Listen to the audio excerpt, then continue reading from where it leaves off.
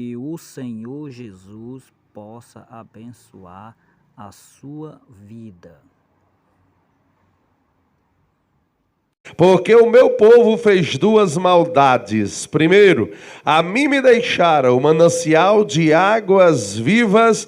E segundo, cavaram cisternas rotas que não retêm as águas. Se nós formos para a tradução King James, ela vai dizer: o meu povo cometeu dois crimes. O primeiro, deixaram a mim a fonte das águas da vida e cavaram para si cisternas rachadas que não retêm as águas. E eu louvo e exalto ao nome do Senhor, porque a mocidade, na verdade, definiu a temática deste encontro a partir do profeta Jeremias. E vocês escolheram um profeta sensacional, como todos os profetas, mas existem algumas particularidades que só ocorrem em Jeremias. Por exemplo, ele é o maior profeta em conteúdo de toda a antiga aliança. Segundo lugar, ele é o profeta que mais cita "assim diz o Senhor". Ele é o profeta que profetizou durante 5 reis de forma ininterrupta. Ele é o profeta que profetizou durante os 5 últimos anos do último reavivamento que houve em Israel através do rei Josias, que era um rei reformista, e que diz a palavra: encontraram o livro da lei do Senhor, porque estava perdido e escondido. Sabe por que muita gente tem perdido a orientação e até a vida espiritual? É porque tem perdido o livro da lei do Senhor. Mas a partir do momento que nós reencontramos o livro da lei do Senhor, a Bíblia Sagrada, o cano sagrado, o cajado do pastor, a bússola do viajante, o conteúdo para mim e a tua vida, a verdade que nos liberta, a palavra que nos alimenta, a palavra que restaura, a palavra que transforma, aí teremos sentido para a nossa vida e encontraremos a verdadeira fonte em nome de Jesus, o nosso Senhor, amada igreja. Muito bem, o profeta Jeremias, ele é muito arguto, ele é muito perspicaz na revelação que Deus dá a ele. Primeiro, ele apresenta algumas situações que são sui generis neste profeta. Primeiro, ele é profeta chorão. Diga comigo, todo profeta é chorão. Olhe para o vizinho da esquerda ou da direita e diga: prepare-se para chorar. Porque muitas vezes nós queremos ouvir: prepare-se para dar o brado da vitória. Isso é maravilhoso, mas a tua lágrima é como a poesia diante do Senhor nosso Deus, em nome de Jesus. Segundo lugar, ele era um profeta solitário. Por quê? Porque Deus disse: você não vai se casar, porque o juízo é iminente. Então não há necessidade de você se casar e trazer descendência a esta terra, porque o meu juízo vai assolar a esta cidade, que um dia foi motivo de exaltação e de orgulho, mas que ela será motivo de motejo e assobio entre os povos. E eles perguntarão: aonde está o Deus de Israel? O que ele fez com eles? Aí o seu próprio Senhor responde: procurem entre o Oriente e o Ocidente qual da nação idólatra abandonou seu Deus com D pequeno, mas o meu povo prevaricou e cometeu um crime, 2 crimes na verdade. A mim me abandonaram e saíram após si, procurando fontes que não descedentam a sua sede. A tua sede só é descedentada na presença do Senhor nosso Deus, em nome de Jesus. Prossigamos. Profeta Jeremias, eu amo este profeta porque ele também foi um profeta que Deus escolheu antes de ele vir ao mundo. Embora lá no 1:6, se eu não estiver enganado do seu livro aqui, ele vai dizer: eu não passo de um menino. Aí qual é a resposta do Senhor para ele? Não diga que você passa de um menino, porque eu já te constituí por profeta às nações. Eu estou falando nesta noite para a geração de profetas que Deus tem levantado nesta geração, em nome de Jesus. Você ainda não entendeu nem compreendeu e parece que não ouviu. Eu estou falando para a geração que me escuta nesta noite e que Deus tem constituído por profeta a esta geração. Você que não concorda, em nome de Jesus, adore e bendiga ao nome do Senhor nosso Deus. Agora existem algumas questões imbricadas aqui no texto. E eu quero trazer um tema, na verdade, a essa mensagem, além do tema do evento. Qual é a tua fonte? E eu queria trazer nesta noite, fundamentado no que Deus levantou o profeta Jeremias, e tentar explorar o texto, na verdade, a partir de um tema: propósito e destino. Diga comigo: eu tenho um propósito, portanto, o meu destino está assegurado. Você pode adorar e bendizer ao nome de Jesus, o nosso Senhor?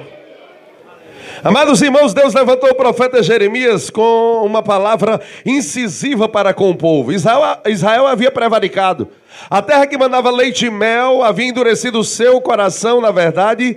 E este povo que já havia visto tantos milagres e maravilhas do Senhor, agora estava com a sua cerviz endurecida. Ou seja, o cangote havia endurecido e ele não mais se curvava para ouvir a voz do Senhor. Quando eles saíram do Egito e foram de lá libertados, o salmista vai dizer: quando o Senhor nos libertou da terra do Egito, da casa da servidão, estávamos como os que sonhavam, mas agora o Senhor encheu a nossa boca de um riso e os nossos lábios do verdadeiro louvor. Mas agora esta geração, quanto mais infiel, havia dado as costas ao Deus Todo-Poderoso, e Deus disse: eu levantarei a nação que virá de longe, ela é o meu prumo e o meu martelo para esta nação.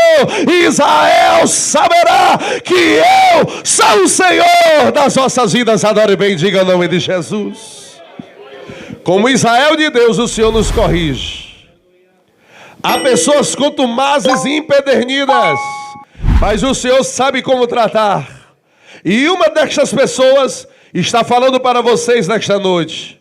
Um dia eu fui muito exaltado e orgulhoso, e não dava ouvidos à voz do Senhor, me levantei contra os meus pais, e muitas vezes humilhei-os, na verdade, até porque eu disse: eu tenho um emprego na faculdade, tenho um emprego no banco, agora eu vou viver a minha vida, e eu não preciso de igreja. A igreja é uma rotina estressante, e que muitas vezes causa, na verdade, alienação. Tu imagina eu falando um negócio desse? E aí o meu pai olhou para mim e disse: meu filho, aquiete o seu coração, endireite o seu caminho, porque o nosso Deus trará juízo e justiça para com aqueles que Ele ama. Ele não vai deixar desgarrado. Há propósito de Deus na tua vida, e eu fiz um propósito diante do Senhor, que aquele que rompesse a madre da minha esposa do sexo masculino, eu consagraria ao Senhor. Tu és consagrado desde o ventre da tua mãe. Mas eu não dei ouvidos ao que o meu pai falou. E eu tentei seguir o meu caminho. Meu pai mais uma vez olhou para mim e disse: meu filho, Deus tem os seus propósitos.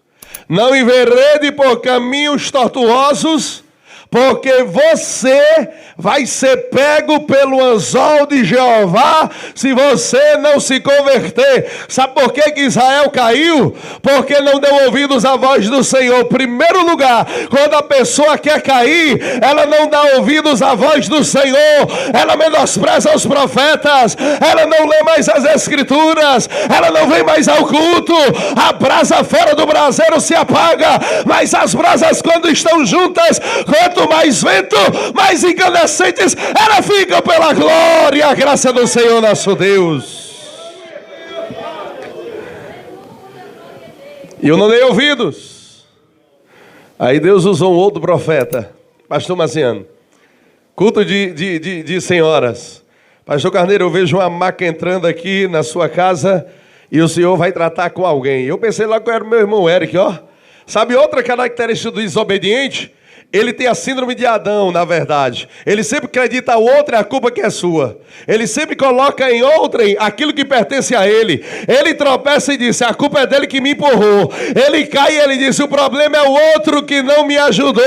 Aí a Escritura contradiz essa nossa fala quando ela diz, do que queixa-se o homem dos seus próprios pecados. Mas a Escritura também nos afirma que nós devemos nos arrepender de toda a nossa vã maneira de viver, para que alcancemos a estatura de varões perfeitos em Cristo Jesus. Até que Deus botou um ônibus na minha frente e você já conhece o resto da história. Prossigamos. O profeta Jeremias levantou a profecia. Ora ele estava no átrio, ora ele estava na porta das ovelhas. Ele era sacerdote e profeta ao mesmo tempo, filho de uma família sacerdotal. E aí ele tinha, na verdade, a ousadia e intrepidez pelo Espírito Santo de proferir a palavra do Senhor. Se você não tem a intrepidez e ousadia do Espírito, nós seremos eternamente covardes. Mas se a graça de Deus estiver sobre as nossas vidas, nós desbarataremos um batalhão e o nome do Senhor será glorificado nas nossas vidas em nome de Jesus. Aí Deus levanta esse profeta e diz ao povo, vocês cometeram 2 crimes ou 2 transgressões. A mim me deixaram a fonte das águas da vida. O velho Chico, o Rio São Francisco, que agora abastece parte do Nordeste brasileiro, através das políticas, na verdade, de inserção, na verdade, da água no semiárido nordestino, e isso já foi utilizado como bandeira política partidária e eleitoreira por séculos a fio, na verdade, e eu dou graças a Deus que boas políticas estão sendo feitas agora para quebrar esse jugo politiqueiro para a honra e a glória do nome de Jesus. Pastor, o senhor está desvirtuando já para outro endereço. Estou nada. Jeremias sentava na mesa do rei, entregava a palavra do Senhor nosso Deus. Ele chegava para o sacerdote e entregava a palavra do Senhor. Chegava para o povo e entregava a palavra do Senhor. Chegava para os pastores e dizia, assim diz o Senhor. Onde está a boca de Deus neste lugar em nome de Jesus? A questão é que nós não podemos nos acovardar, porque o Senhor não se agrada dos covardes. Deus disse a Josué, não tema e nem se espante, porque eu sou contigo por onde quer que andares. Quando o Senhor se revela a Gideão, diz, Gideão, aos medrosos e covardes, pode mandar que volte. Eu só quero homem de valor nas fileiras do meu exército. Você e eu somos homens e mulheres de valor nas fileiras do exército do Senhor em nome de Jesus. Não podemos nos acovardar, irmãos. Aí Deus diz o seguinte, vão ao Oriente até o Ocidente, procure quem foi que deixou o seu Deus. Aí Deus estava dizendo, na verdade, aos israelitas, vocês têm prevaricado e procurado Baal. E Baal, na verdade, era o grande rival de Javé, pelo menos no imaginário coletivo do Oriente Próximo, era um Deus poderoso, dominador, que na verdade oferecia aos homens a vida, e ao lado de sua consorte, a outra deusa, chamada Ártemis ou Astarote, ela fazia com que as mulheres, segundo a mitologia, que as mulheres fecundassem e prosperassem, e na verdade esses falsos deuses, eles não conseguiam na verdade abstrair a realidade social com os seus falsos agouros, porque quando Deus levantou o profeta Elias disse, hoje nós veremos quem é Deus em Israel, junta todos os falsos profetas e vamos fazer uma prova quem é Deus em Israel. Se Deus é o Senhor, vocês vão adorá-lo, se Baal é o Senhor, vocês vão servi-lo. Aí diz a Bíblia Sagrada que quando chegou Elias, ele consertou o altar, deitou o sacrifício e encharcou em água, mas quando orou, a glória de Deus se revelou para a glória do nome de Jesus. Sabe por que eu e você não vemos muitas vezes a glória de Deus? É porque tem altar fendido neste lugar, sobre todas as possibilidades e formas. Sabe o que é altar vendido? Altar fendido, digo, é aquele que não consertou a sua vida diante do Senhor. É aquele que, na verdade, levanta mexerico no meio do povo do Senhor, que é comparado a fermento. Mas nós não somos massa levedada. Nós somos os ázimos do Senhor. Onde está pão nesta noite sem fermento, adore e bendiga ao nome de Jesus, o nosso Senhor. Precisamos ter vigilância quanto a este aspecto. Por quê, irmãos? Porque Deus não opera em vasos imundos. Deus não opera em vasos que não foram limpos. Deus derrama a sua graça sobre vasos que estão na posição de receber a sua graça, em nome de Jesus, o nosso Senhor. Tem vaso fendido, tem vaso quebrado, tem vaso sujo e vaso emborcado. Mas uma coisa eu sei também: o oleiro está neste lugar para transformar a tua vida, e o nome dele ser glorificado através do teu viver, em nome de Jesus. Não podemos andar de qualquer forma. Diga comigo: eu não posso andar de qualquer forma. Sabe por quê? Porque você é luz. Há propósito de Deus na minha e na sua vida. E há um destino glorioso que nos aguarda. Deixa eu dizer outra coisa no contexto do profeta Jeremias. Nem sempre quem entrega recado tem uma vida fácil. Você pode repetir? Nem sempre quem entrega recado de Deus tem uma vida fácil.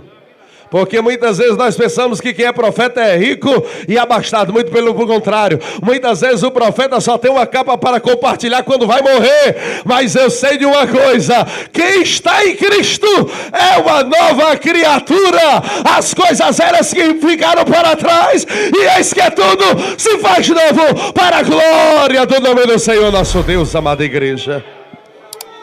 Eu lhe aconselho nessa noite: não deixe o Senhor. Se a situação não está fácil com o Senhor, imagina sem Ele. Viu? Israel pensou exatamente o que você tem pensado.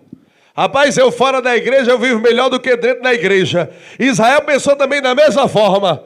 Só que Israel foi aprisionado, humilhado, levaram para a Babilônia, e quando chegaram lá os caldeus começaram a falar, na verdade, na língua persa, e dizer aos judeus: cantem as vossas músicas, porque as vossas melodias são bonitas. Aí os israelitas disseram: como é que nós cantaremos se estamos em terra estranha? Já dependuramos as nossas harpas nos salgueiros da Babilônia. Não é para você, na verdade, estender a harpa sobre o salgueiro. É necessário ser sal e cantar o hino da vitória, em nome do Senhor nosso Deus. Por quê, irmãos? Porque muitas vezes nós levamos o tempo em reclamar e não adorar e exaltar o nome de Jesus.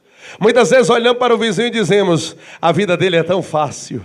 Calça o sapato que ele calça. Hein?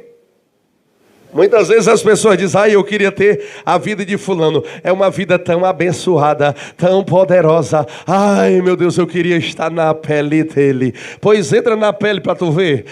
Qual a prova que muitas vezes o crente paga o irmão ou a irmã para ter graça e misericórdia do Senhor. Há um irmão que já dormiu no Senhor, na verdade, chamado de José Príncipe. O nome dele é um outro, Zé Freitas, se eu não estiver enganado. Mas ele é chamado de José Príncipe. Era um homem, na verdade, analfabeto, bem baixinho, dessa altura, e tinha um sinal na ponta do nariz que sempre me chamou a atenção, o tamanho daquele sinal. Mas aí quando a gente chegava, ele disse: ô pastor Zé Cristo, ô glória a Deus, é muito bom. Eu estou falando direito, mas ele era gago, na verdade, e ele começava a falar com certa dificuldade. Mas deixa eu te dizer uma coisa: o Senhor não se importa com os poderosos e sábios desta terra. Ele procura os pequeninos que desejam servi-lo e adorá-lo em espírito e verdade. Adore e bendiga o nome de Jesus.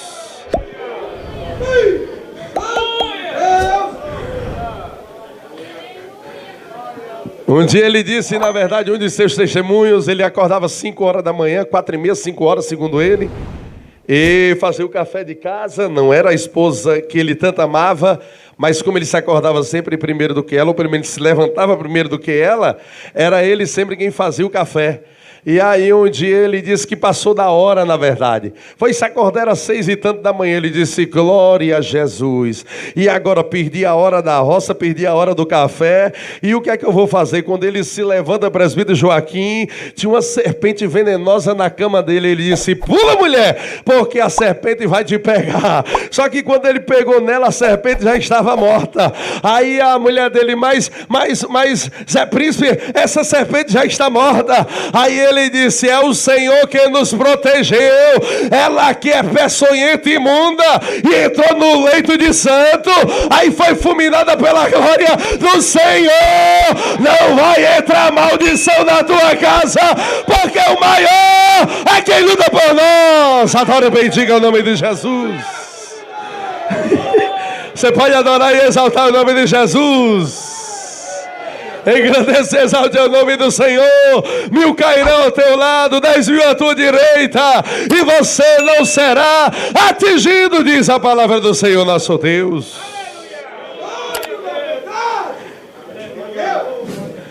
A mim me deixaram. Quem deixa o Senhor abraça a morte. Quem se afasta de Deus caminha para o precipício. Quem não tem o Senhor por Senhor vai ter Satanás por dominador.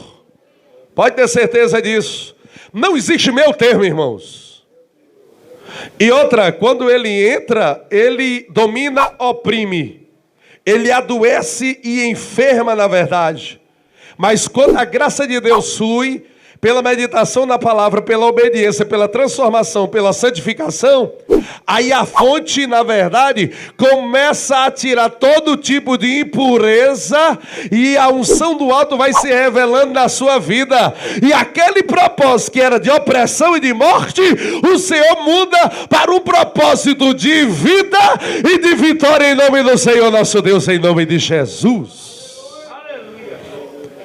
E o que é interessante observar, embora a evolução semântica da palavra hoje aponte para a fonte uma série de outras questões, a fonte tomada, a fonte carregador, a fonte citação de um texto e uma série de outras questões, mas na origem da etimologia desta palavra, fonte aponta inequivocamente para o início das águas, ou aonde elas nascem.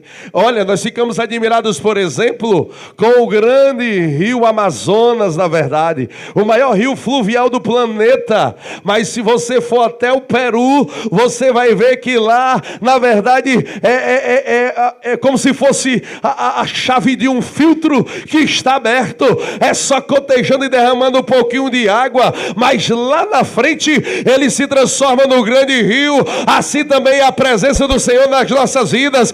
Antigamente éramos perdidos, agora somos achados. Antigamente mortos, agora vivos. Antigamente não exalávamos o cheiro de Cristo, agora nós somos o jardim do Senhor. Antigamente éramos inimigos, agora amigos da cruz. Antigamente éramos perdidos e agora nós somos achados pela graça que é em Cristo Jesus, o nosso Senhor, amada igreja. Se você for olhar lá em Minas, o início do Velho Chico, você vai perceber a mesma coisa. E o que eu quero lhe dizer nesta noite, para mergulhar todo o corpo é necessário primeiro molhar os pés. Agora, molhar os pés, você não é obrigado a ficar só molhando os pés. Sabe por que muita gente não experimenta o melhor de Deus na sua vida? É porque se acostuma ao que já experienciou. Não, Deus já me deu vitória. Não, eu vou ficar só aqui. Manda vitória, Jeová, manda vitória. Aí Jesus dizendo, aprofunda, mergulha, vai mais na frente. É para cobrir os pés, é para cobrir o joelho, é para cobrir a cintura, é para cobrir os pescoços. Agora é para o pescoço, agora é para mergulhar mesmo. É para mergulhar no rio da vida que corre no trono de Deus, em nome de Jesus. Quando mergulhamos nesse rio, a nossa história muda. Diga comigo, quando mergulhamos nesse rio, a história muda. O meu propósito é mudado e o meu destino está garantido. Somente quem crê dê o melhor brado de glória em nome do Senhor nosso Deus. Porque, irmãos, não existe culto da derrota. Todo culto é da vitória. Pode ter certeza. E dizer que tem vitória não exime as lutas e as responsabilidades. O problema é que tem gente que imagina que a vitória de Deus me exime da responsabilidade, por exemplo, de ser um santo, um transformado, sal, luz para este mundo tenebroso. Aí pensa que adoraremos a Deus de qualquer forma, ou então adoraremos a Deus na hora da prova. Se você vai adorar a Deus na hora da prova, ao invés de adorar, você vai praguejar, amaldiçoar. Mas se nós estamos louvando agora, na hora que chegar a prova, passaremos pela